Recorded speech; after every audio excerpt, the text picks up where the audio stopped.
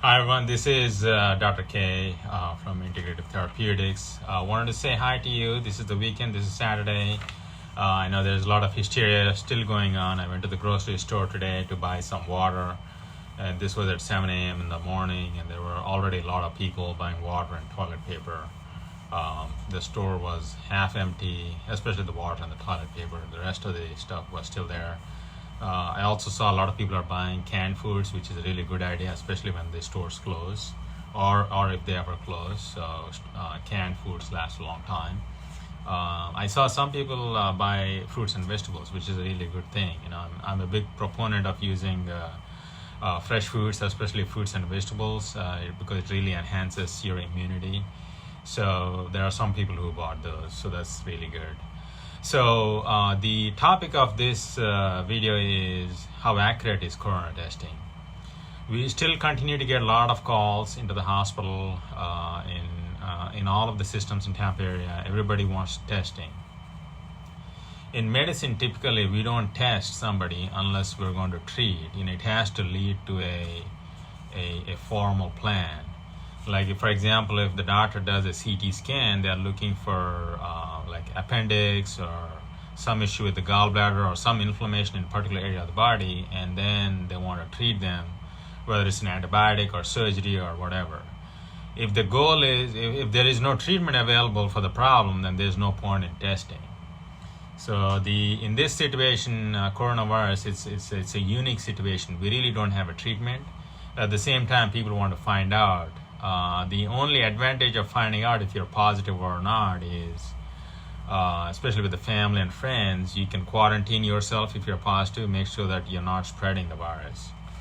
But these days we are quarantining everybody. It's just healthcare workers who are working. I don't know who else is. Maybe law enforcement, maybe EMTs. Maybe there are one or two other professions that are missing. But in general, almost everybody is laid off. None of the restaurants are working. None of the retail stores are working. And the people who are working, they are working from home, especially those who are in the computer stuff. So everybody is automatically being quarantined. So I really don't see a role of testing. But I'll make it scientific. I recently came across this study. One of my nurse friends sent this to me the other day. So this study is from China. Almost all of the research is from China. It's very frowned upon in general. The American scientists don't believe in Chinese research, and there's a lot of suspicion that there's a lot of wrongdoing. But when you have nothing available, you have to look at the evidence that's in front of you. So when there is no other research available, if the only research is from Hong Kong and China, then you have to look at those studies. So in this particular study, they looked at people who are positive. And typically when somebody is positive, they were testing the close contacts of the positive person in China. And they took those people and they ran statistical analysis. So when they ran the statistical analysis, they found out that when they tested the close contacts, the positive predictive value is 19%, and the false positive rate was 80%. So this may not mean anything to you, but the conclusion, I want to really share the conclusion. The conclusion of the study is nearly half or even more of asymptomatic infected individuals who tested positive on the nucleic acid screening test are actually false positive, which means they're not really positive. They tested positive on the test. It's a problem with the test. So the test they're using is so defective that 50% of the people were testing positive, although they didn't have the disease. So, and this is a really good point because, if somebody is positive, like I heard the other day, the doctor was telling, in this particular hospital there was a positive case. We really don't know if they're truly positive.